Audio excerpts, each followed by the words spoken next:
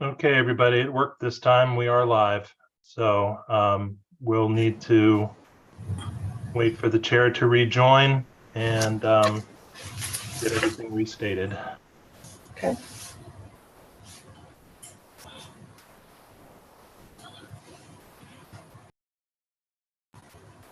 For those of you at home, we had a problem with our live stream.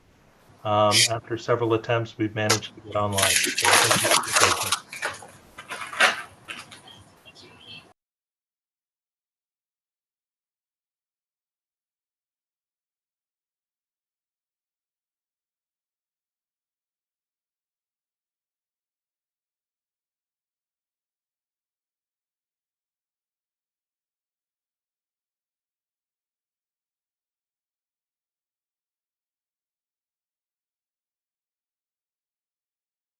And we are definitely live.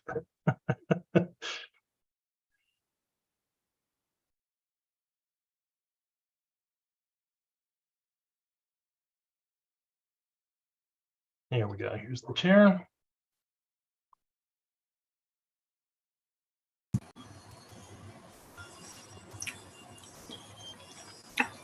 Okay, Mr. Chair, we are indeed live. We're good to go. And if you want to start the meeting, that would be great. Thank you. Thanks for your patience, everybody. Thank you.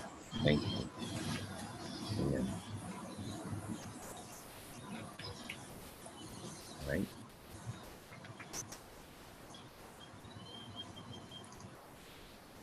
You are good to go.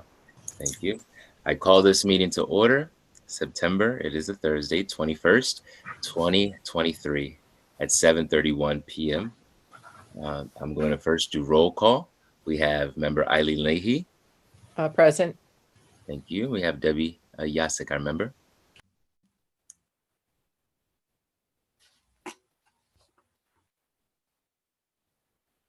There, Debbie.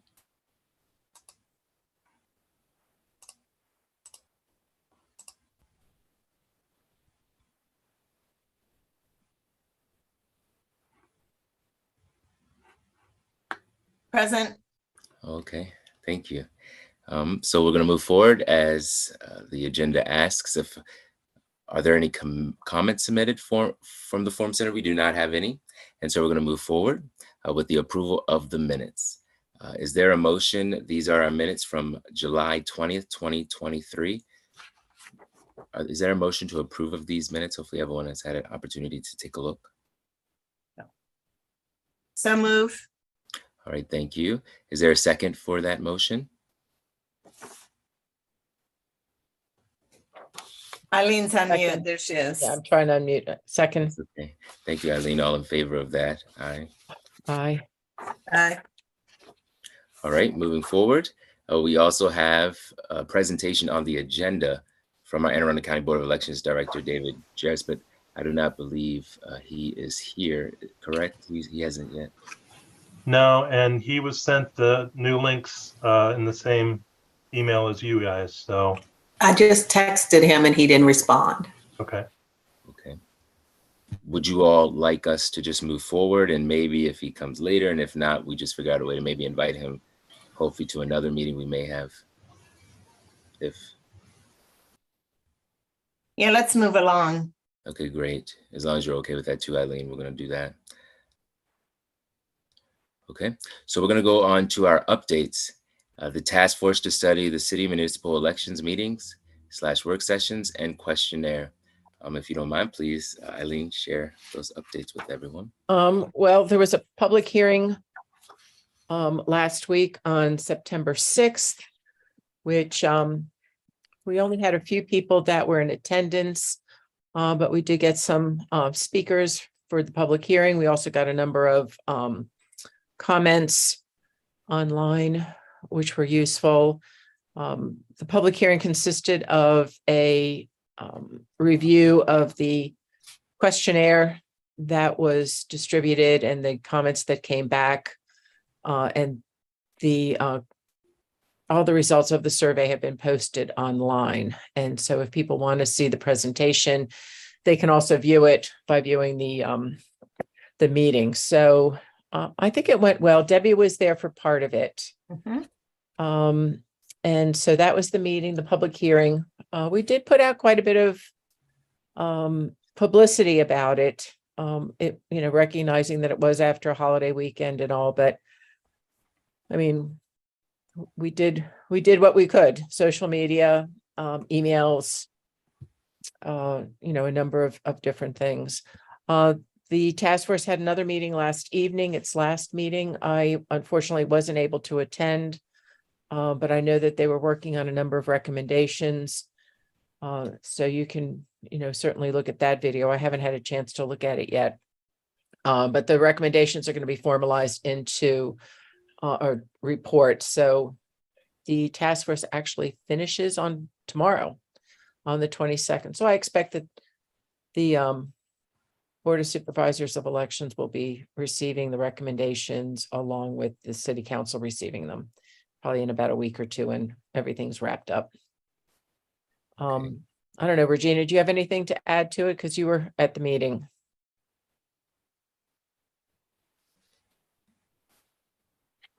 Yep, she's not there. No, I don't have anything to add. I'm sorry. Yeah. Okay, thanks, Madam Clerk. All right.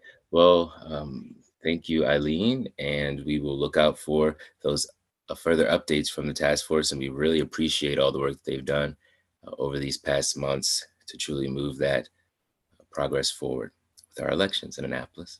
And so next, we will have a discussion on our amended campaign fund reports. Now, we do have that final version of our campaign fund report analysis.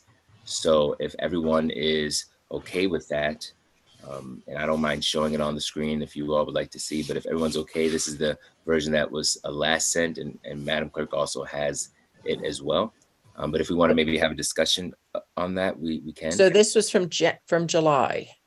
Yes, this was the one that we all had. Right. So I guess I'm wondering, how did it differ from the review that we did in July?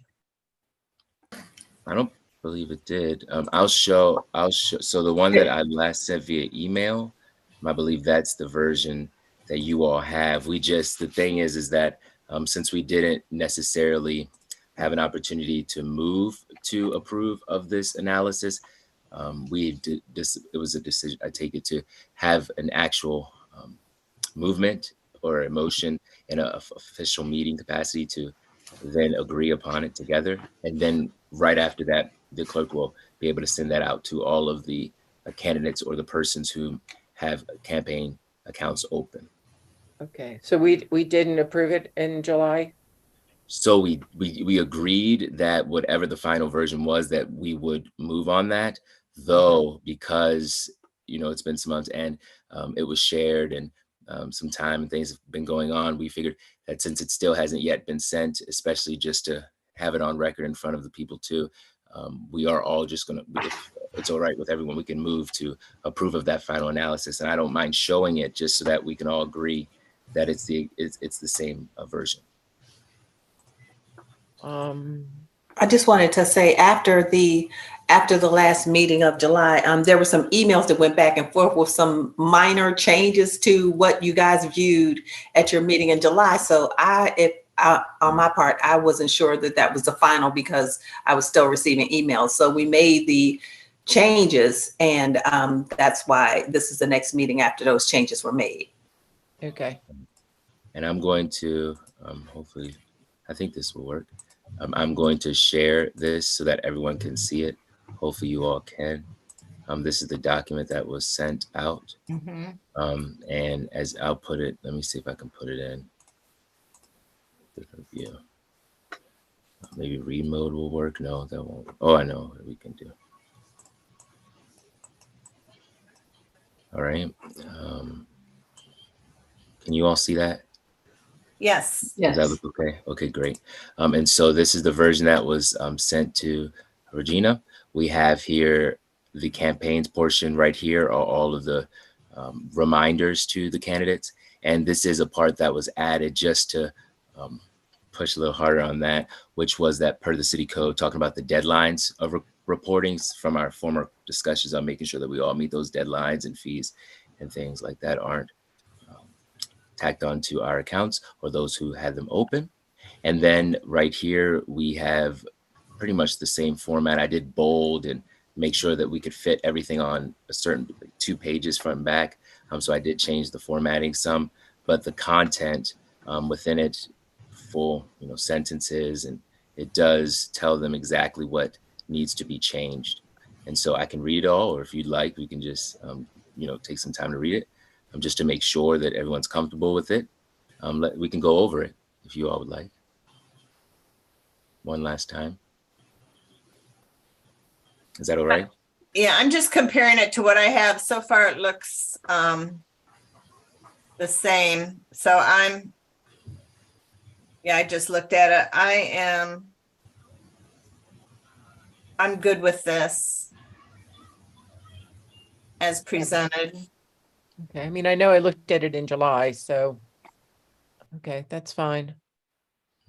So I'll make a motion to accept the campaign fund report analysis presented tonight. Okay. Is there a second for that Second. motion? Second. Okay. All in favor, please say aye. Aye. Aye. All right. So Madam Clerk, if you don't mind sending this out to everyone, the candidates, just to have that on record too, are Ross Arnett, Friends of Karma, Friends of Fred Payon, Eleanor M. Tierney, Sheila M. Finlayson, Friends of Rob Savage, Brooks for Annapolis, Annapolis Democratic Central Committee, Friends of Gavin Buckley, Friends of Rock Taves, DeJuan Gay, Annapolis Republican Central Committee, and Rhonda Pendell Charles. We have it scheduled to go out at 8 o'clock tomorrow morning. Thank you. All Sweet. right. Okay. Unfortunately, Oh, it means that we won't have, well, I guess we'll review the ones that we can on the 19th, but the 30 days extends beyond our next meeting, it looks like. Yeah. All right. Okay. Right. Well, maybe they'll send them in soon, as soon as they get it. And we'll at least be able to get as many as we can before then. So after that, on our agenda, we do have the focus priorities leading up to the task force's recommendations in the 2025 elections, which for A, we have type of election, B, mail-in ballots and ballot questions, proposed code changes for C, D, primary election date, E, the 2025 memorandum of understanding with AACO, which is Anne Arundel County, for those who may not know, Board of Elections, and campaign contributions and distributions is F. So we can discuss those. I know we have some priorities as the election is coming, and so is the filing to become a candidate next year. So maybe we can start this discussion on where we kind of left off. And I know we had discussed getting these comments and also receiving the report from the task force to really help guide us as well. But let's just have maybe a discussion on some of those priorities and maybe where we are right now. Excuse me, could you take down the campaign? Oh, report absolutely. analysis? Thank you. Thank you. Yes. Okay.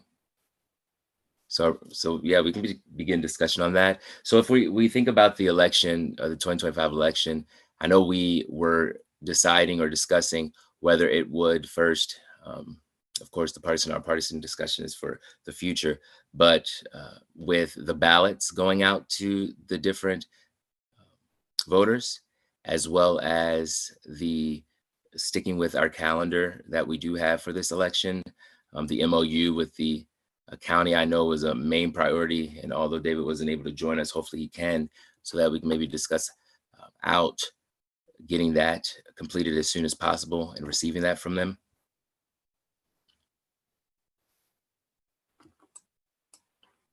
So maybe Eileen or Debbie, were there any thoughts on this? Well, I mean, as code exists now, we have a traditional election that we're moving forward with. We don't have mail-in ballots except for an absentee ballot option. So, so let's decide then if we would like to ask or find support on the city council to either do that or just remain with what we want to, what we have on record right now. Because personally, I do appreciate and love the, although the circumstances were not the best, the opportunity for voters whom were registered to receive ballots to their homes. And I believe that that also opened up the opportunity for them, maybe persons who weren't even aware or didn't know that the election was coming, to still get that ballot when the time had come, and they can fill that out and send it in, or even they have the opportunity or the decision to go in person. And I do recall there were drop boxes at some point too, since we did have those mail-in ballots or mail-out ballots. And so I do also agree and understand that concern for the voter ID purposes. I know signatures were mentioned. I know we said that, okay, addresses and voter rolls are not in sync, so people may not be getting them at their correct address, and or they may not be city residents any longer, and they're getting these ballots and people may find them and send them in. And we, I understand and get that conversation and thought processes too. Though I do believe we should decide what maybe we want to move on, so that we can get that support on the city council to change the code, because that's what would be required, as Eileen just shared, to change the code or amend the code to ensure that now mail-in ballots are of option and not just in-person voting or absentee. So Debbie, do you have any thoughts on that? Do you feel that we should keep it the same as it is? Well, in person, yeah, so based on the over 600 responses to the questionnaire from the task force, 78% want in-person voting. So that's huge. I was very surprised that it came in that high. Then 42% want the ballot automatically mailed, and 32.5% want a requested mail-in ballot. Now, an absentee ballot is always available. That's a no excuse. We already have no excuse absentee ballot, where you request it and it's mailed to you.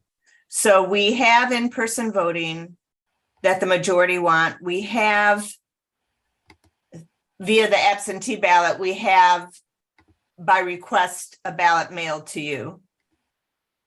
And 42% people wanted that. So I think we're kind of covered for the next election. All that leaves out is the automatic ballot mailed. You still have in person, you still have a ballot sent to you by request, via the absentee ballot format. So, I think we've pretty much we're covered for 2025.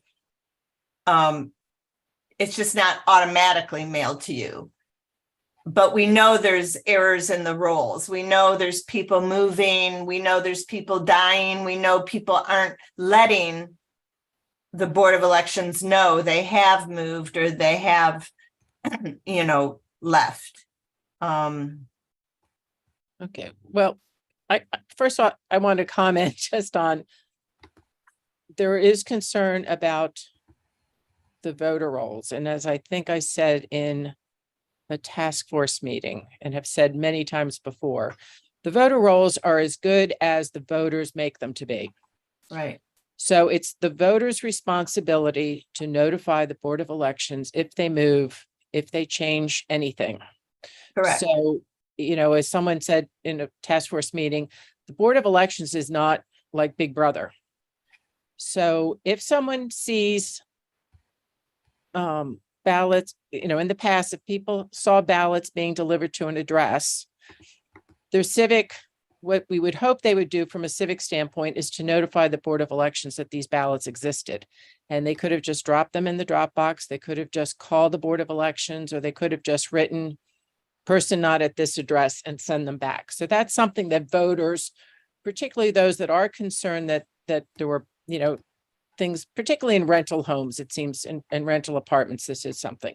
So, and fortunately, Maryland is part of the Electronic Records Information Consortium called ERIC. And so it is a number of, it was up in the high 30s in terms of states that participated, but a number of states recently have dropped out of it. And that is an organization, it's a nonprofit, nonpartisan organization that shares information in regards to death certificates, other address changes. So if someone moves and they register to vote in another state, it will notify Maryland. Maryland also has automatic voter registration, which I know came up in the task force, people were asking.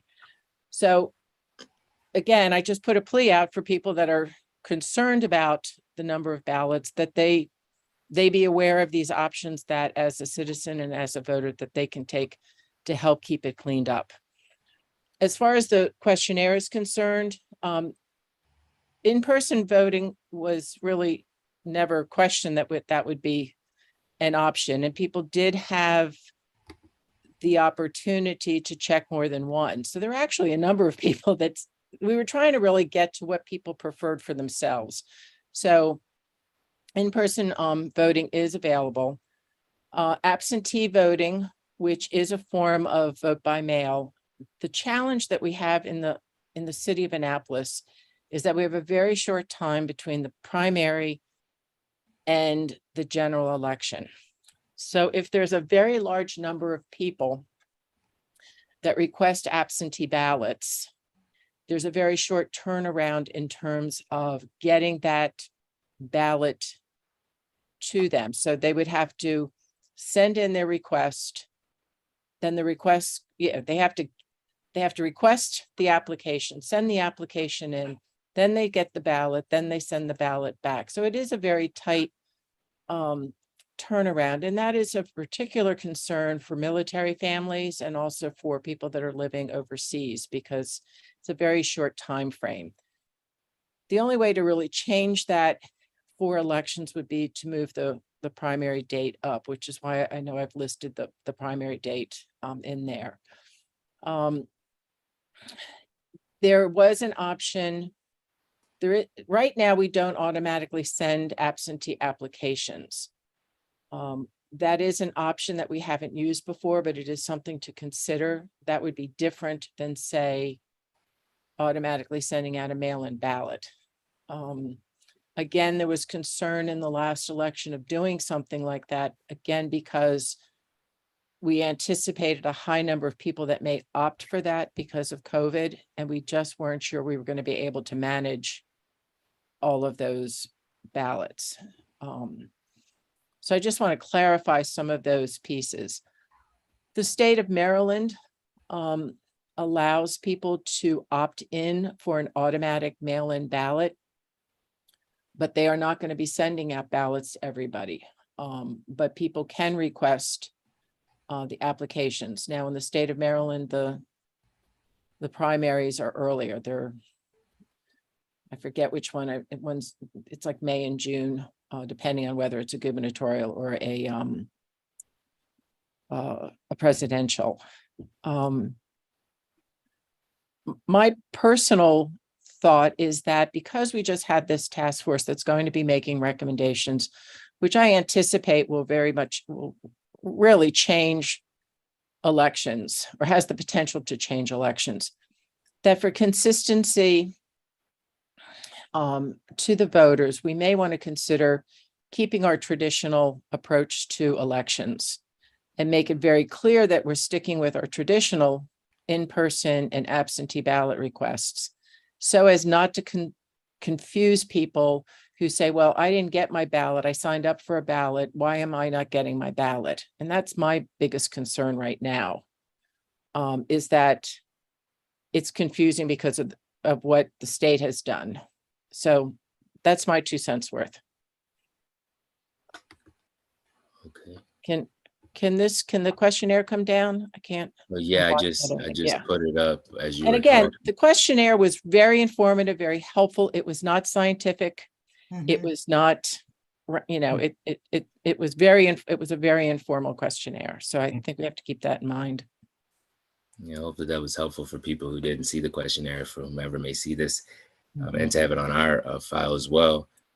So we scrolled through that, and thank you, Eileen, for your thoughts, feedback. So what it sounds like is we would stick with our original elections, though our last city election was a all ballot sent out to voters. And I understand and agree with both sentiments about the absentee request, as well as it just being sent automatically. Now, is that something for an absentee request or for information to share with voters? Is that something that could be included in a package, whereas we would send out mail to voters sharing with them that the reason why they received mail-in ballots last time and the change and difference between our process in the state, as well as providing to them if they would like to still receive their mail-in ballot or a ballot in the mail via provisional, what have you, that all they have to do is check and send back or sign, what have you, send back that document. Would that be possible to provide security for those who may be concerned with receiving the ballots directly to the homes, while also giving information and that extra support to those who may still be interested or who didn't even know about those differences? Well, I think there's two different things going on. One is a communication plan, which we've done in the past. And so we can certainly communicate that we are not sending automatically mail-in ballots, but that if people would like an absentee ballot, they can request one. That can be done as part of a communication plan. I'm hesitant to say we're automatically going to send absentee ballot applications to everybody, which I think is what I heard you saying, was that you would send them something and then they would sign for it and then they would get their ballot. Yes. So yeah, if it was a communication to the voter, it would be a full package where, yes, it would tell them about what you had mentioned and I just mentioned, as well as an opportunity for them to request that ballot for the upcoming election. The ballot, and so it wouldn't be sent unless they sent the other part of that Right. Letter out to them and to the city election. I'm somewhat hesitant for the very practical reason is that, again, we have a very short time frame between the primary and the general. So if we have as many people, even half of what we've had before in the past election, it's a question of being able to process them. And so I worry that people aren't going to get their ballots at all. So I think if we stick with a traditional election and keep with what people have done in the past for this election, and knowing that it may change in the future, but it will drive, I think we have to really encourage people to do in person. And then if they want absentee, they can do it. But I am concerned. Now, again, we could see if the council is interested in moving the primary date up. Moving a primary date to say May or June would be different. It would allow for more time for people to request an absentee ballot and get it. So again, things will be processed, but again, I'm hesitant to do too much change, given thinking that we're going to be doing changes based on the task force for the following election. Okay. So I would say that it's not, I get the whole change piece though. I would say if we aren't changing from where our election last was, because people in their minds are thinking from the last election, which was however long, it's a couple, but 4 years it would be ago, then they received a mail-in ballot automatically. So they're familiar with that, and maybe they don't even remember. Maybe it's that 8 year, they had to go in person, or it was required that, it wasn't required for you to get that mail-in ballot in the mail automatically. So giving them the information because what I hear mainly is about the time frame as well as the security of the ballots being sent automatically. And so if we're not going to send those ballots automatically, at least by providing the information, as well as giving them the opportunity to sign or check then and there and respond with a mail response, of course, to confirm that they would like that absentee ballot, then I think at least we're not going and just stripping the opportunity for those who would appreciate and love going to make that decision either, because it was 40+%, as we saw in that response, that people did like the mail-in ballot automatically. And all those 70% plus said that they would like in person.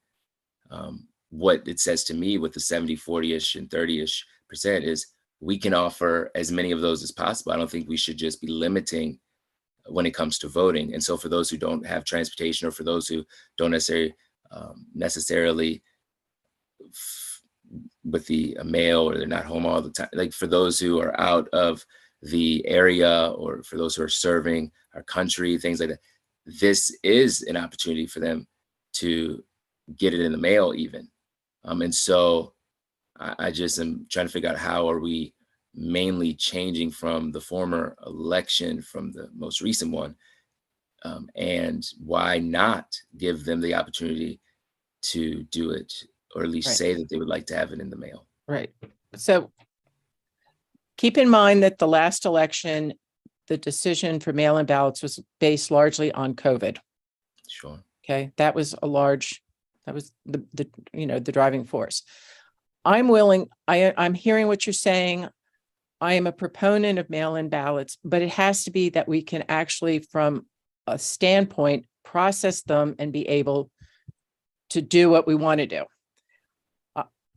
If I believe that if you want to do something like send out the option or send out absentee applications, we need to change the primary date. As it is now, I don't, and I think that David would back me up.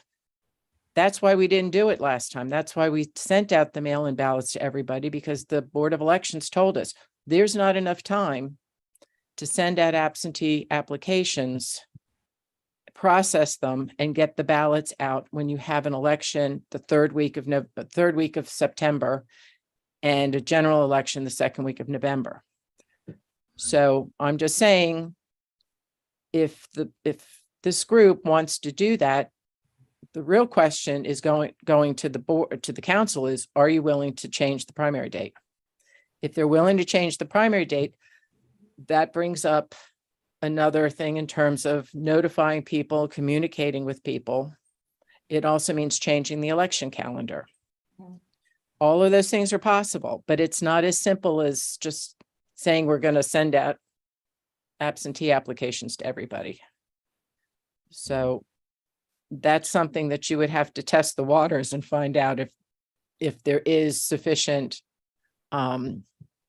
interest in changing the primary dates, and what that would have to do with the election calendar. And is that something that the Anne Arundel County State Board of Elections is willing to work with us on? Right. So, I mean, it's when as we get closer to elections, you'll realize there's a lot of domino effects. Mm-hmm. Yeah. And so, okay. Yeah. And so that's, I think, where I'm getting at, where it's more complicated, and, it's a longer drawn out process if we send just the absentee requests versus deciding that, last time we were able to send out these automatic ballots, not just because of COVID, though this is the angle and the trajectory of where elections are heading, where we have many states who are sending out ballots automatically, and many town cities sending out ballots automatically. Also, to that point, which I thought was a good point too, which was the response to why we sent out those ballots. Just like, and it first came to mind when you said that was the New Deal was in response to the Great Depression, and we found out that New Deal was something that included a lot of social programs influencing our country's policy for years after. And so for us as a city, deciding, okay, COVID, let's move towards sending those ballots out automatically. And wow, we found that this has been some of the highest turnout in voting history in the city. Why not stick to that and see how it works for the upcoming election, seeing that it would only require a code change. And we wouldn't have to do much else. We wouldn't have to change the election day. You know, voters could be now. So I feel as if voters are winning more through that than they would be with having to change the Well, date, having to send in something to. Okay, it's not quite that simple, Keanu. Fortunately, it's not as simple as that. I'm sorry, Debbie, you had your hand raised. Yeah. Well, I was just going to say that we are at a crossroads and we have an opportunity to really become more efficient and effective with our elections. Many people locally, many people nationwide are concerned about election integrity, the accuracy of the voter rolls, the security and verification of mail-in ballots, not having voter ID, and yeah, Maryland, and we all put a lot of pressure on the voter. We make it very easy to register. We make it very easy to vote, but we make it very difficult to get off the rolls. So yes, it is up to the voter to get off the rolls, but you cannot do it by a phone call. You cannot do it by an email. You have to do it by a written, mailed in piece of paper, right? A letter. Parents cannot do it. Relatives cannot do it. The person has to do it. So it's very hard for voters to get off the rolls. So we know, we for sure know there's a lot of inaccuracy in purging our rolls because it's hard to get off of them. Not having signature verification. Of course, with mail-in ballots, you don't have voter ID. We don't even have, voter ID in person. So we have to be cautious and careful and recognize that people are on edge about election integrity. We certainly want everybody to vote and everybody to know about an election. We've made huge progress in that. The no excuse absentee ballot. Of course, we've added more and more election early voting days and whatnot for the state and federal elections. But the bottom line is we are a small city and we don't have many people who vote. So if we have 28,000 registered voters and maybe 30% come out, even with all that we've done, even with the mail-in ballots, Keanu, automatically mailed out last time. Yes, it was more people, but it was maybe 40%. Yeah, it's around there. And normally it's 20 or 30%. So we're still talking all this work. We're still talking about people not voting for whatever reason. But we do have to look at staffing. We do have to look at the post mailing, which takes forever now.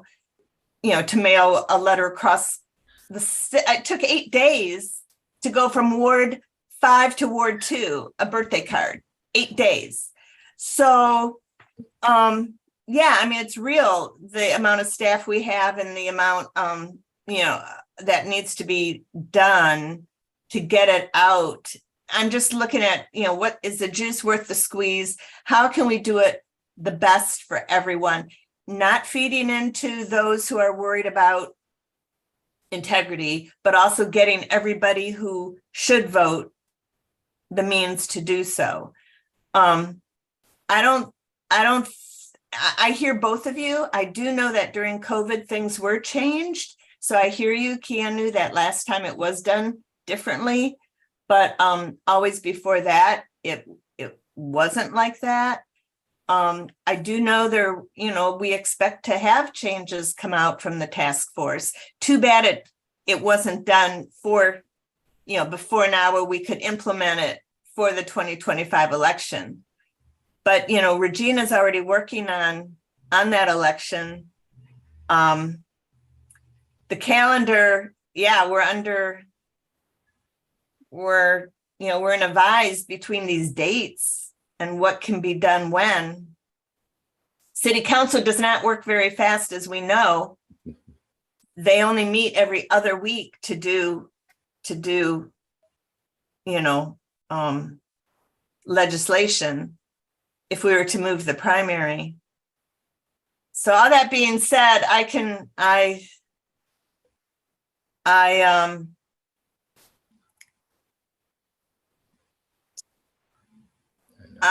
would prefer,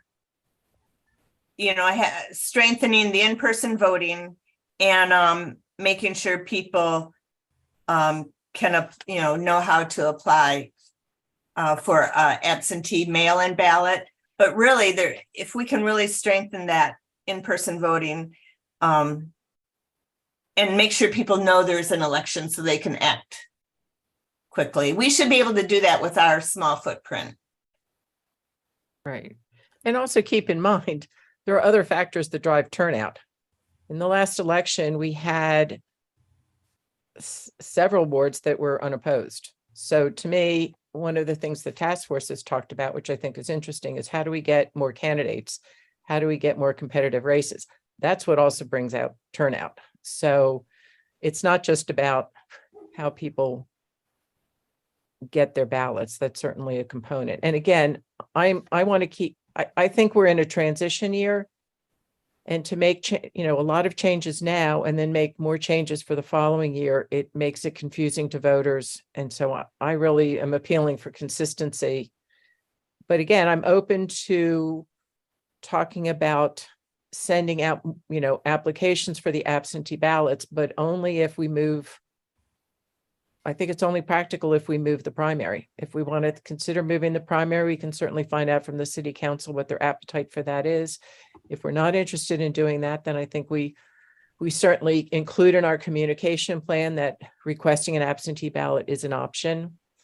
But we have to really clarify a number of things with our voters in the coming election, because the state has been doing it differently, and people may be expecting ballots when they're not going to get them. So. Okay. All right. Well, and yes. Okay. You also. What are both of your thoughts on an earlier primary? Yeah, I was just about to say that. I think that would be a major shift too, though, for our voters, more so than getting an automatic ballot or, the question to send an absentee, though, just to kind of, talk about that. When would we possibly think the best time to change that be? Are you thinking June, July? I know that was the question of Savage at one point, and I know that that's been a part of conversations. And if it would be June, July, of course, it wouldn't be July. July is not a good month. So June. Whatever the presidential or the gubernatorial do, I would just do it then, because again, you're setting them up for the future. And I don't know off the top of my head. I just wrote about do it in June. I know it was June primary before. Let me see. Let's see if it used to be April, right? And then it was made later. Yeah, it was also changed. Actually, yeah. I wanted to say May, but I think it was May, and it was. It got changed in the last election a bit. That's when I knew it was in. It's too bad it's not the same for both. Right. That's what's confusing. Right. Different election cycles and different polling places for the different. Right. levels. I did send it out on that election comparison that I sent to you all. Mm-hmm. I don't know. I'm trying to find it. Yeah, I'm going to have it here. Oh, yep. Okay. It's in that election comparison.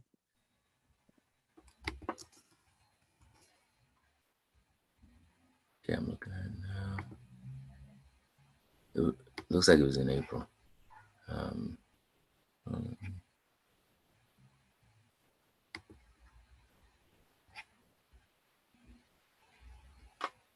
I have it.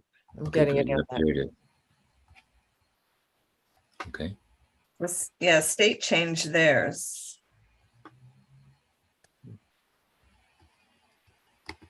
I'm just trying to get mine downloaded.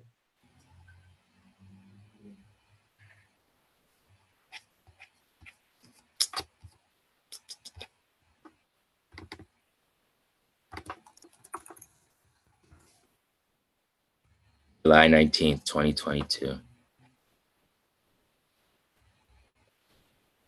But July 19th, 2022 was the last state election primary. So it went from June. Oh, July, okay, so that Yeah, late, yeah. July. I can't open my election comparison that I sent out to you all. Can you open it? Because it's in there, which both. Oh, of yeah, them we are. have it. Yeah, we said it was July 19th, 2022. And what's the other one? That was the primary. And then Both the, and then the, So what's it for 2022. presidential? Okay. And then for presidential.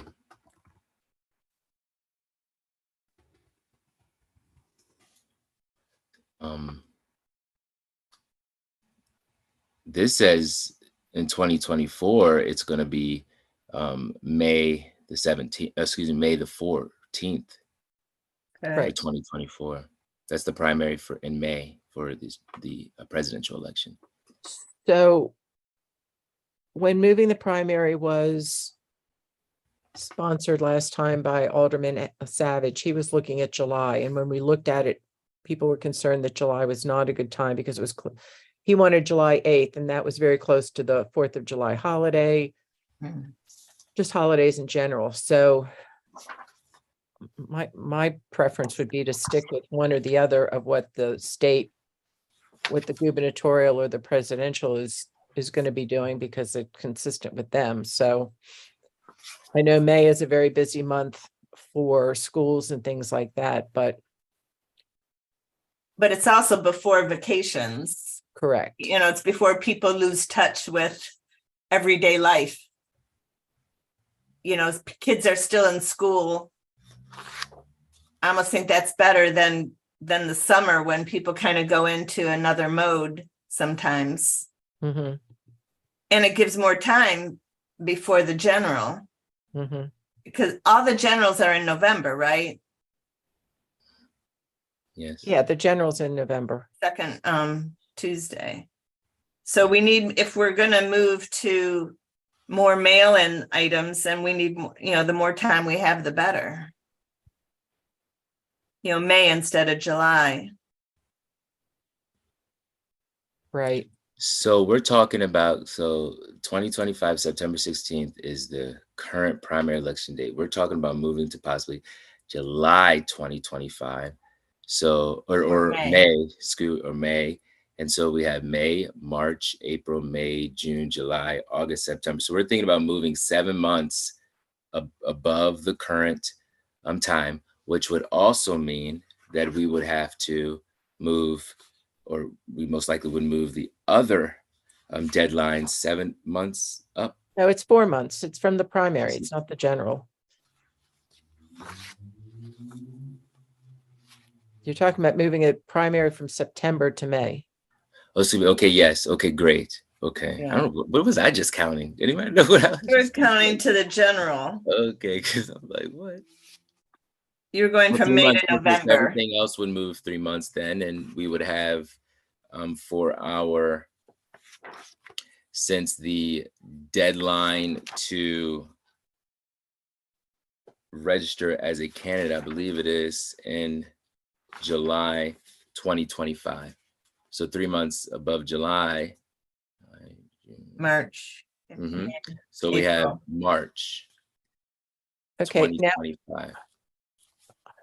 Or April. I want to double check these dates, because I have from when I did the election comparison, I have here that the primary date was the 4th Tuesday in April for presidential years and the last Tuesday in June for gubernatorial. That's what I had gotten on what was planned for the next election. So That's why I was saying June-ish, but it looks as if online it's saying something different. right, but that was for 2022. So you need to be looking at what's going to be, when's the primary in 2024? Okay, so the primary in Maryland, 2020. Well, for Maryland, it would be 2022. Because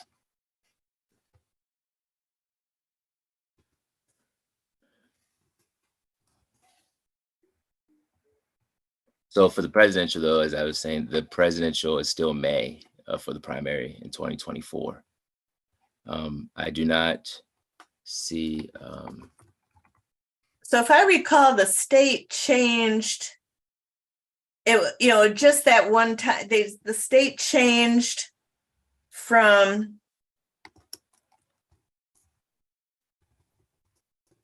April or May, they went to June, and then it was switched to July. It was moved a couple times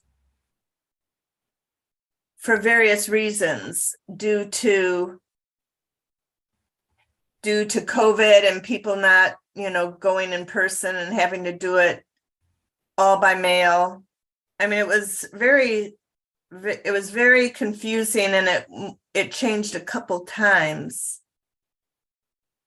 And it was just based on the current events. The primary election in 2024 for the presidential election in Maryland is May 14th. May 14, yeah. And what about the state in Yeah. 2020? 6, but yeah, that's the thing. They may not have done it yet for that time. I mean, it should be a set, It should be Date. imposed. Next date. but that's the thing, is it really got wonky during COVID. Right, and that had to do in large part because of the changes in ballots and Yes, being able to send them out and all. right. So I don't know where it's landed for 2026 for the primary. Right. Um, So we'll have to see. but it Or should that. be. Either way, it seems that it's, in between those months we've been discussing, which is May and June-ish, July. That's that springy, summery area. Has the city primary always been September? As far as I know, what would you say, Yes. Regina? Yes. Okay, so that's just a very short time after the primary.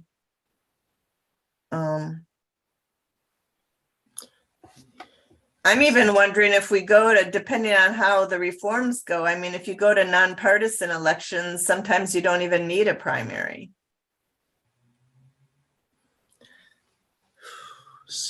Yeah. Well, So right now, then, I think we're really looking to just determine what we want to recommend or at least support for this upcoming election. And it seems as if it's either we move the election date or find a way to move the election date and with the support of the council to do so up about 3 months or so, and shift the rest of the calendar, change, majorly, as this has never been done before either. And that would be one option. The other, which it seemed was the other way to not have to change the election date, which was do it the regular way and just send in our communications that the process is going to be different. It is different from the state, and it's going to be different from the previous election where voters will not be receiving a mail-in ballot. And I know it sounded as if we may be in agreement with sending out at least either the option of request or sharing with them the process of how to receive that absentee ballot within our communications. And I would say that if I had to choose between those two, seeing that we don't have that full vote to move forward with the mail-in ballots automatically, as I can clearly see too, let's just decide between moving that election date or sticking with the current process, and just ensuring in our communications that we share with them that it's going to be different and everything else I mentioned, and that they can request an absentee ballot in order to still receive something in the mail versus going in person, and just drive the in person, although people still may be wary of that. We do want to increase turnout, and we know the barriers sometimes in person as well. Though if here on our current board, we would like to do one of those two. I would like to at least decide which one is best. I support the latter, which was the current one before we started to talk about changing of the dates. So I do support if we can do anything to share with them something that could help increase that voter turnout. I think that that would be the best option versus changing the date. Again, let me just say, sending out information is different. So I'm getting confused. I hear what you're saying, Kiana, but I think you need to keep it separate. They're sending out information on how the election's done. That's different than sending out an application for an absentee ballot. Yes, it is. Those are I'm two saying that different things. I'm saying So, we need to decide amongst us which ones we're going to do, so Right, that but we can at least provide that recommendation. I guess at least I was hearing you combine them because you were saying I proposed the latter. We can do as much communication, and we need to do as much communication. We can do a communication plan. So to me, the real issue comes down to, are we going to be trying to drive absentee ballots or not? And to me, if you want to drive absentee ballots and applications for that, you have to change the date of the primary. Because otherwise, if you drive it and people respond to it, which I think they will, it's going to be difficult to process them. And unfortunately, David Garris is not with us tonight to kind of go into that. So I'm just saying that again, if we keep the primary date where we are, we can certainly encourage turnout and people can do absentee ballots, but we can also encourage people to turn out in person too. Mhm. Okay. I mean, I think in the past, I want to say, Virginia, you can tell me, I think in the 2017 election, I believe we had 500 absentee applications. Of those 500, 250 were returned with ballots. So sending them out does not mean that people necessarily return them.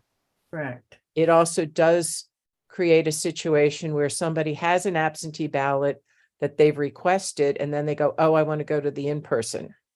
Mhm. That then has a different, again, don't quote me, but then that creates a different situation. So then the poll books say, well, you got an absentee ballot. So I believe if someone applied for an absentee ballot and they get an absentee ballot and then they show up for in-person, then they have to vote provisionally. That is correct. Right.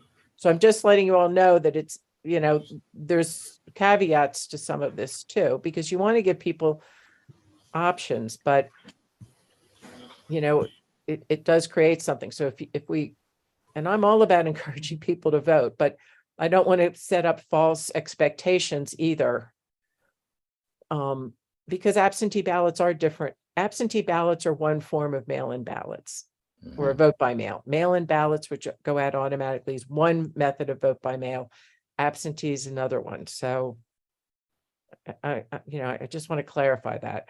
Right. And it was very messy for my husband with the last state election. He asked for a mail-in ballot.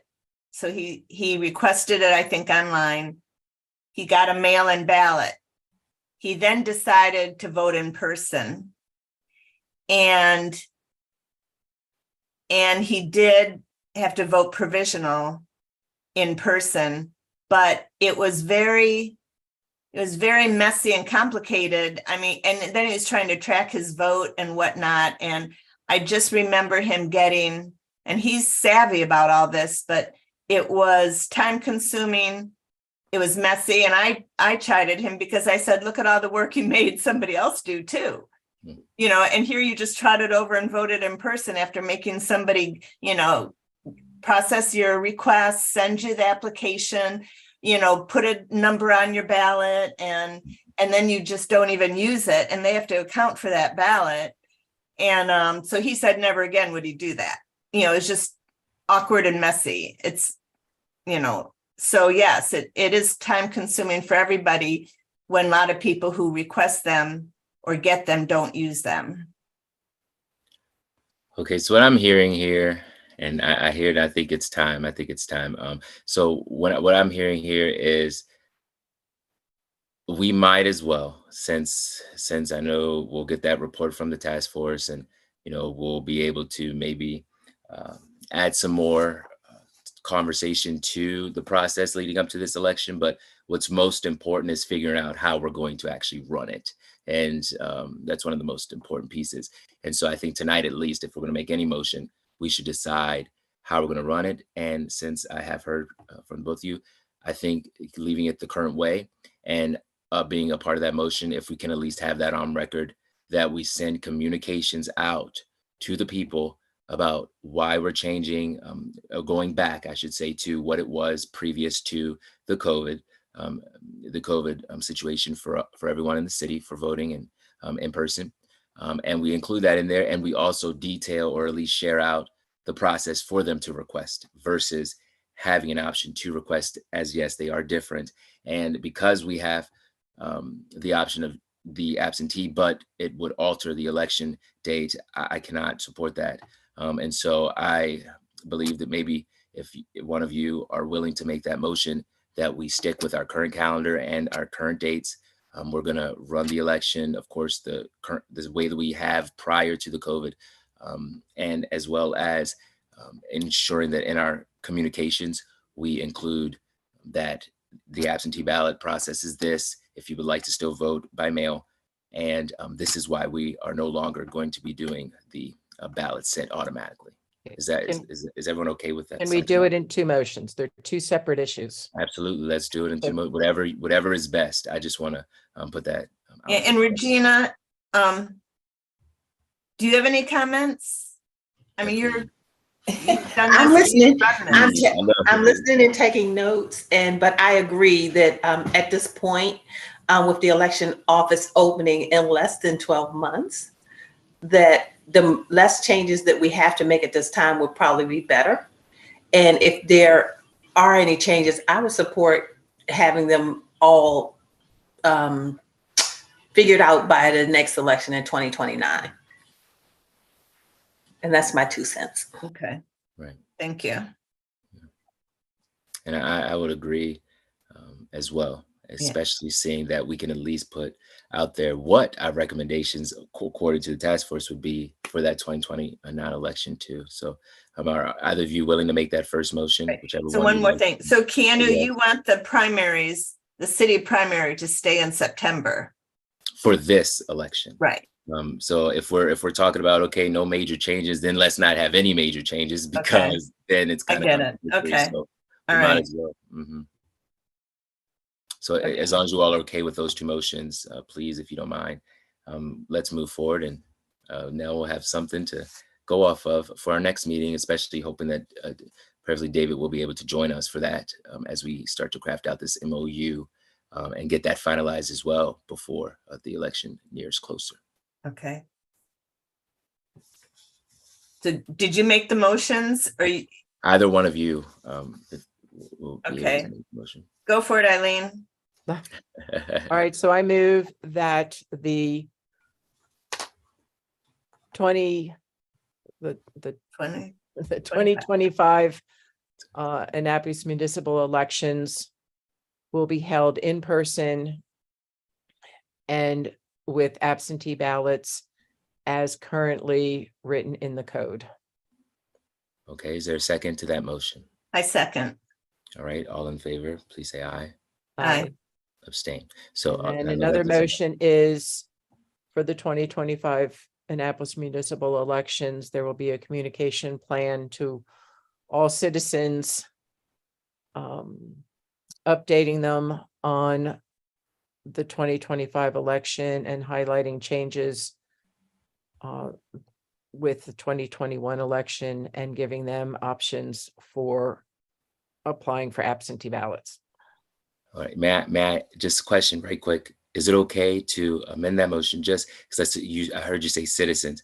Is it okay if you say registered voters instead, just so that? You don't want it to go to all citizens or all residents? You want me to change it to residents? Oh yeah, if we could say residents, that'd be perfect. Yes, please. So is there a motion to amend that? Well, it can be changed. Okay. Regina, do you We need me to never- we restate it? Yeah. Can you please restate that? Okay, so I move that the that there is a communication plan for the 2025 Annapolis municipal elections that will go out to all Annapolis residents, highlighting the changes of the 2025 election with the 2021 election and actually Maryland state elections, and will include the process for obtaining absentee ballots. Wonderful. Is there a second to that motion? I second.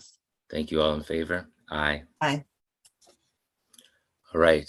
Just got chills. Wow. That was, I'm glad that we were able to move forward on that. And I know there's many other talking items on our agenda, such as the MOU and things of that nature, that will remain there until that gets done. Though, in moving our conversation forward, I know that we're still on this topic. Was there any other pieces to that anyone want to share or to kind of throw out there for us to work on for tonight's meeting? And if not, are you all comfortable with just waiting until October for our next meeting?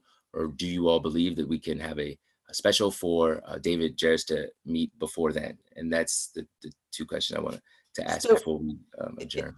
Is there, well, there's one particular question that I've raised before, and that is about ballot questions. Mhm. And that we need to really move forward in terms of creating legislation for ballot questions. 100% agree. Okay, so anybody else want to do it? Or, I mean, we have to talk about how we see ballot questions being put on the ballot and researching it and then putting it forth for legislation. Okay. The question I do have is, would we be able to, because I know we haven't yet had Ashley on the call, and I know she wasn't on the task force call. Is that something we should also have beforehand, or is it okay? Just go right ahead. Like, should we get her input? Because I know that there had been talks, but no final say. So what would you say, Madam Clerk? Well, I would just say that there have been a lot of emails going back and forth regarding ballot questions and how to get questions put on the ballot. We've even reached out to Jared, the state administrator, and he had some feedback that was shared with the city attorney. And after his comments, I didn't see anything after the fact. So maybe we do need to make this an item on the next agenda, so you can invite maybe Ashley, the city attorney, Jared, and David to the meeting. Okay. Yeah, I don't know if we need Jared as such. I think David. Well, should be he able- stated in an email the plan, how the state handles ballot questions, Well- and David is under the state, so. Right. It's up to Basically, you. they said that, well, my interpretation of it is that basically the Board of Supervisors of Elections needs to come up with the process. The Mm. question that Jared DeMarinis did not answer is, how many signatures do we need? So I think Well- we know what we need to do. It's just, we got to do it. Oh, really? If I'm looking at the city attorney's most recent email, which was based on that, we have to come up with a less vague process. And the number of signatures that will need to be done. What I thought was interesting coming from Jared DeMarinis was that anybody that wants to put a question on the ballot, it has to be, it has to be basically As part of their political group. campaign count. It has to be, yeah. And then it has to have, so there's a number of variations. I'm willing to go ahead and put some of the information or to forward the information to you all that the task force has received. But I do think we need to get it done sooner than later. So Regina, I'm not saying not to ask Jared. It's just Jared's a very busy guy. And I'm hoping that, Ashley can help us with it, because we still need to just create the legislation to put forward. But I don't know if you all are very familiar with the current code, but I would encourage us all to review it Yeah. and then come up with a different, in other jurisdictions, for instance, the city council can put forth a question on the ballot, but that's not in Annapolis. We did ask the Office of Law if that was possible, and they said no.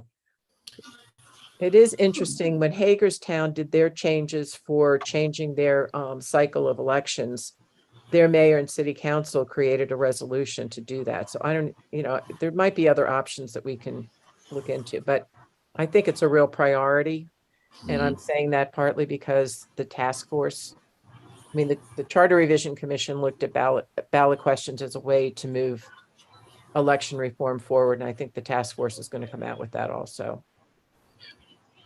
Yeah, I heard and I agree that too. Though, to what you just said, Madam Clerk, I think it would be wonderful to have, or at least invite, those three. And if Jared's not available, then of course he can share that. And the reason being, he is our new director, one, and two, I don't believe we've had him on one of these calls in that new role. And since we would really have essentially a state level, our county level, as well as our city attorney on the same call, and that would give us all the answers we would ever need.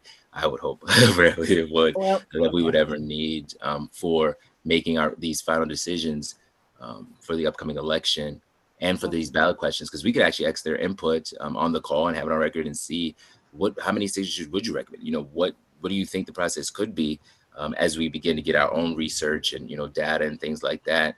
And it's really up to if you all think October is soon enough. Seeing Eileen, I know there's pressing for it. I feel like we spend a lot of time getting information. We've had David Garris, which is a public meeting that talked about elections, that we can review that. We've had Jared that we can review that. So there's only so much, and there's a need for information collection, but at some point you have to act.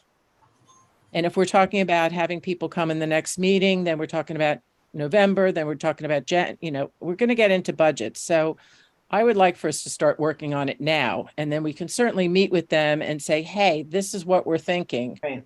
Give us feedback. Yeah, for sure. That's very right. But that's different than asking them to come to the next meeting to give us input. I think we have input from them.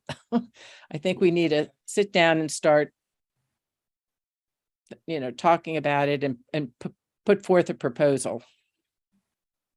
Yeah. How about if for the next meeting, we all come with whatever information we can find during this next month, and either have a set plan or at least have ideas to put into motion. Right. I can forward you the information, which is pretty recent, like in the past week, on ballot questions. So I can forward that. We can also ask Ashley to give us feedback so that she's prepared at the next meeting.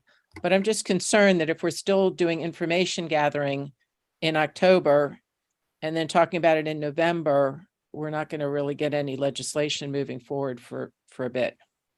Yeah, no, I agree completely, which is why I'm also saying that because I did mention before in that we would do our own research and have our own data. I did mention that, so it wouldn't just be coming with, hey, what should we do? But it's more so getting their feedback or their thoughts or engaging that as we're within that process of seeing what would be best.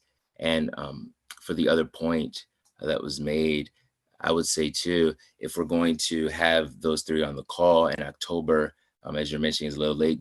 Would you all like at all to have just us discuss anything in person, or still have anything in the meantime? Or do you think that October, since we can't really discuss too much via email, would you all like to get it the next couple of weeks, do some research, things like that, come in person and maybe discuss or go over some things and prepare ourselves for that upcoming meeting with them too, so that we can come ready to truly have that discussion and get our things together? Would you all be comfortable or willing to do that?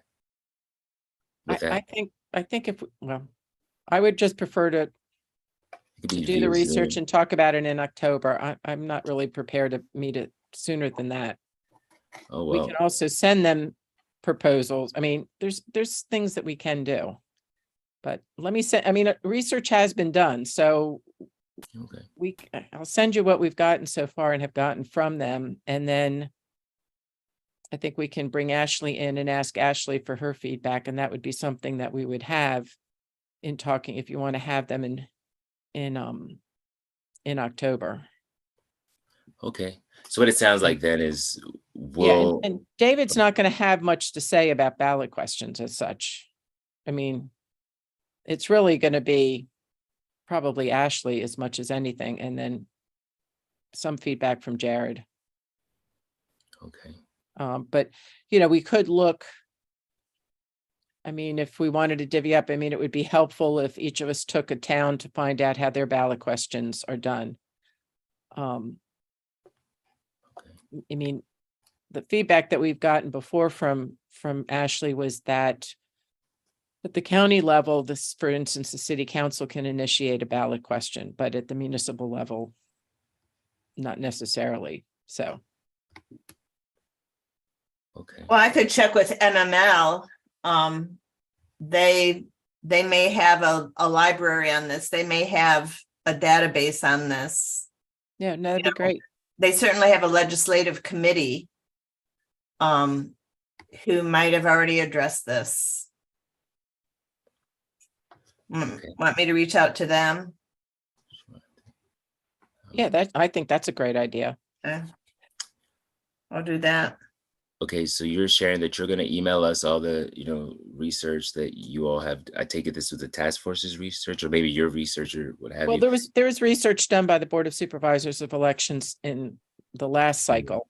Oh, okay. And Great. there was Yes. some done with the charter review, and then there was some more clarification in terms of the current task force. And again, Regina, I'm not against having Jared come, but Jared's given us some of the information, and from the most recent emails I'm seeing, it's pointing back to this group as being the one that needs to make a recommendation for any legislative changes. And then I'm just cognizant of the calendar. The thing is that we haven't, I don't know if these are personal communications, but we haven't received anything about these conversations or, Well, the question. this has been part of the task force. Okay. Well, That's the The clarification. emails that I was involved with, none of the members of the task force were involved. It was just the state administrator, the city attorney, and Ashley and myself. That's why I'm a little bit confused about Well, no, these. the ones that I had, because the task force had asked me to look into it, and so Ian was involved in that too. Okay, well, that's okay. All right. I mean, I'm looking, unless you got some that I didn't get. But I'm looking at the ones that came from the city attorney and some past ones that came from Ashley. Okay. Right. So, okay, well, okay, it sounds as if then we are going to stick with just having our meeting next month. And at that meeting, even if it is just to, pick each other's brains or get some feedback or thoughts, or, how do you all see us partnering in the future, or, what ways do you believe that our code, so, just having that conversation on record between the current board, I think still would be helpful, even if it is for 10 minutes. I think they could give some time to join us for that. And at least if they're not available, then can't come, and the invitation, of course, they'll share that. But I do think that just out of respect of this current board and moving into our next election with so many changes and recommendations coming forth and all of these conversations being had to perform our elections, I think this is prime time, as you mentioned, Eileen, in this transitional period for us to not necessarily just gather information without acting, because I'm all about that, but moving forward, press forward, while still being educated or getting educated on some of the things, and making sure that others who may not be privy to that information also have access to that information. So if you all are comfortable with that, we'll stick to our October meeting and still move forward with sending out that invite. But Eileen, as soon as you send that information to us about the data and the research, please share with us what you think, because I heard you say something about some cities. Now I could just look up all types of cities, but if there are ones specifically that we want to look at, just share that with us, and I'll do my best to make sure I select one and can do some research on that. Right, well, I'll send out what I've got. Is there a particular reason we want, I mean, we had David come to the task force. Is there anything in particular that we want to ask him to be talking about, or anything in addition that he didn't cover when he talked with the task force? Now the task force isn't necessarily a voting body for our elections that are going to be able to move anything or give it to the city council in a way where they'll be around any longer. Because I mean, their last meeting just Right. I'm happened, just and wondering, so- what it is that we want to talk to him about. Well, I'm not necessarily just going to speak for everybody, but I think one of those pieces was, and he wasn't necessarily, when I heard him speak, it didn't really necessarily speak to where we are now, because a lot of these recommendations have been are coming out, and so we can actually talk about the task force's recommendations and how we see that aligning with the upcoming elections for the county, us changing our elections, sticking by our current calendar, and figuring out those shifts for the next election in 2028 or 9, if you will. And so that's what I'm thinking, is that we have the conversation that is not only updating him, but figuring out, from us and our perspectives. I think at the time we would know. No, I was just curious as to what we wanted to talk with David about. I mean, I realize that I have more information as far as having been through it, but we'll just be getting the task force recommendations at our next meeting. So. Okay. Right. So those recommendations should be in about, I know you mentioned that they'll be coming in about a week or two. So hopefully that'll be before, give us at least a week to look them over, or maybe some days to look them over before that meeting.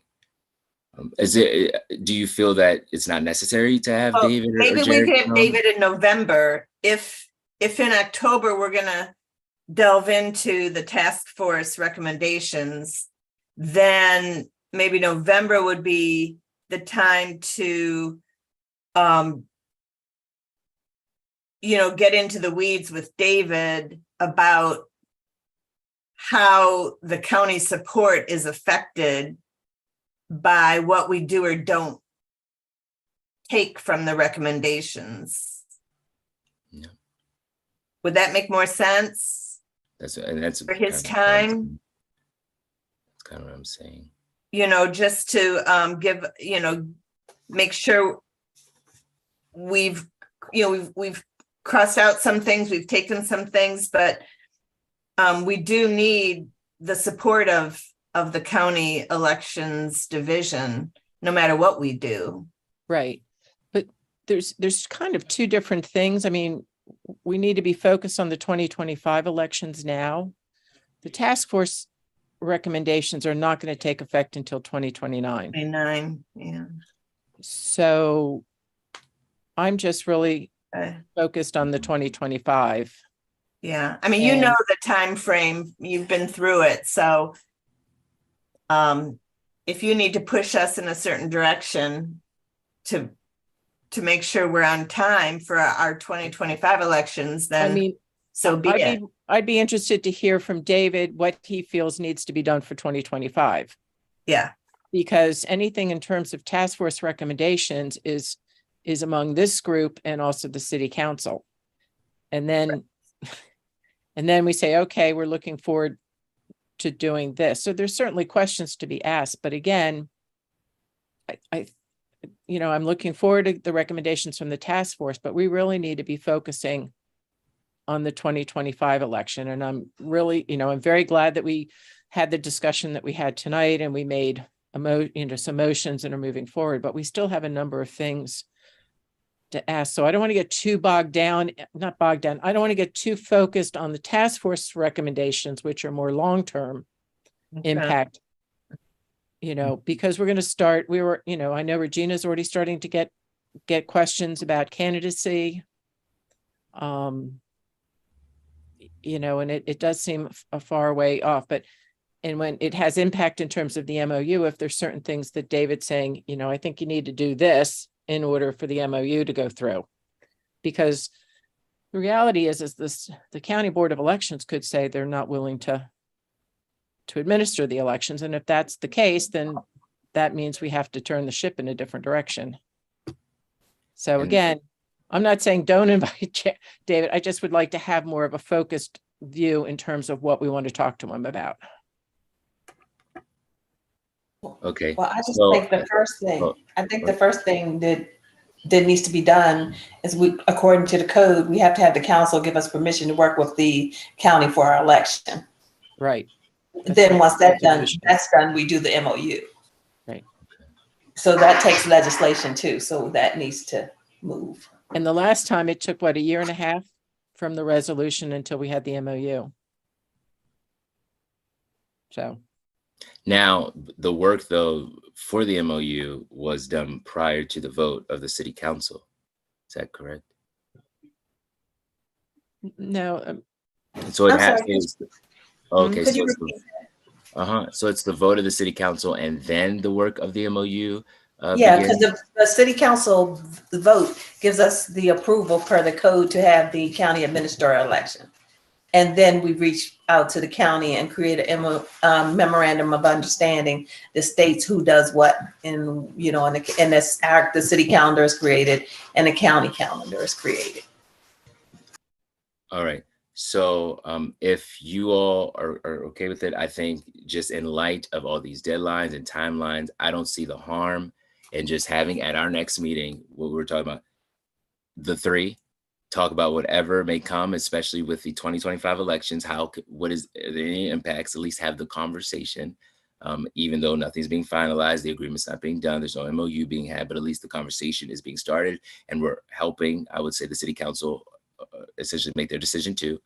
And so if you all are okay with it, let's just move on that motion that we're going to have our regular old meeting in October, inviting those three guests. And we're going to take, of course, the time on our end to do that research and data and sift through some things. As long as you are okay with that, I think that's the last item on our agenda for us to end tonight. So if you all are fine with it, October, we'll be focusing on the 2025 election and not on task force recommendations. Yes, do not worry about that. Yes, yes. Right. I mean, I don't mean to be, but I'm really feeling the pressure to really get started on the 2025 elections. And it's easy to get sidetracked with the task force, but, I just don't want us to try to do too much. Right. Yeah.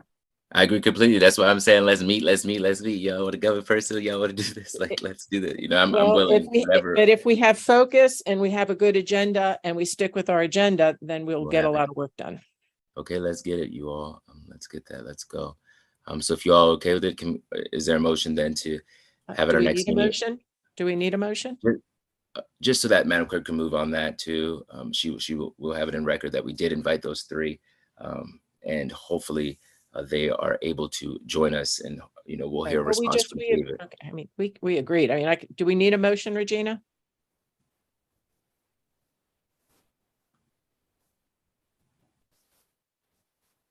I don't know if she's heard us. Okay. We're just gonna, Madam Clerk. I think we've agreed. I mean, if you want me to make a motion, I can, but okay. I mean, what do you want me to do? Move that we have? What do you want? What do you want the motion to Oh, say? if we could just, we've agreed that we're going to invite David and Jared, and we're going to focus on the 2025 elections. That's as well as Ashley. And Ashley. Okay. Well, Ashley usually comes to our meetings, so.